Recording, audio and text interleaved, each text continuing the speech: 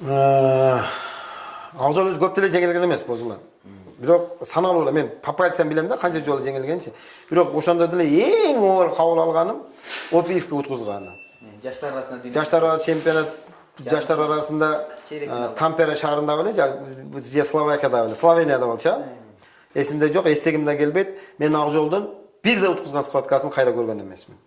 Бир да көргөн эмесмин. Камелбеге, Опиевке, там Немешке, там анан кечегинде жанагы аларды такыр көргөн эмес. Мен көргүм да келбейт да. Себеби мен Акжолдун утулушун даже мондой кыялымда элестете албайм да. Бул балам уткузат депчи. Ата катары да.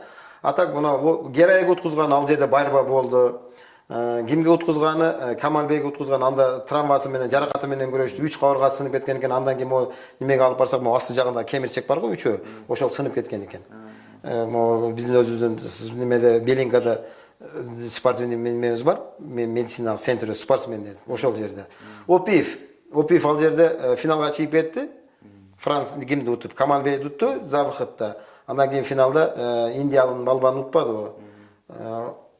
Эң оор неме ошол азыркы күнгө чейин как заноза в сердце.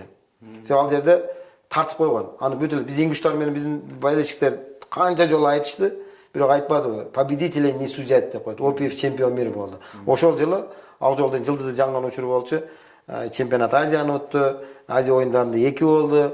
Просто даяр эмес да болчу да Опиевкечи. Азия оюндарынан келди, анан сразу эле мирге кетип атпайбы.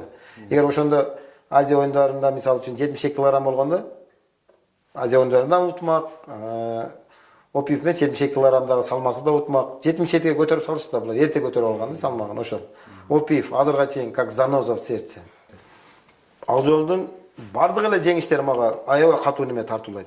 Мындай кубаныч тартуулайт да. Бирок эң кубанычтуусу бул эми сенсация болбоду чемпионат Азиядачы. Өзүбүздүн 18-жылы Бишкек шаарында өткөн Азия биринчилиги. Ага чейин биринчи Ярданияны көрдүң. Анын деле досрочно утты. Андан кийин экинчи белдешинде Япон бир күрөшчү менен күрөшчү. Ал 16-жылга Риодогу Олимпиада оюндарында 5-чи болгон бала. Ал да өтө күчтүү болчу. Аны утту. Андан кийин за выход ким менен күрөштү? Аны деле досрочно утту да, азыр эсимде жок. Финалга аябай даярдык менен келген. Мен ошондо 5-чи катарда отуруп көрдүм ошол мени. Мелдеште. Жадыраев менен, Демөө Жадыраев менен болгон өтө оор күрөш болгон анда деле. Демөө деген бул 2 жолу дүйнө биринчилигинин медалиси, күчтүү бала. Мына кече деле Олимпиадага барды, багы жанып. Ошол эң чоң жеңиш. Мени кубандырганычы. Себеби ал жерде бир тууганым, атам, айылдаштарым бар болчу.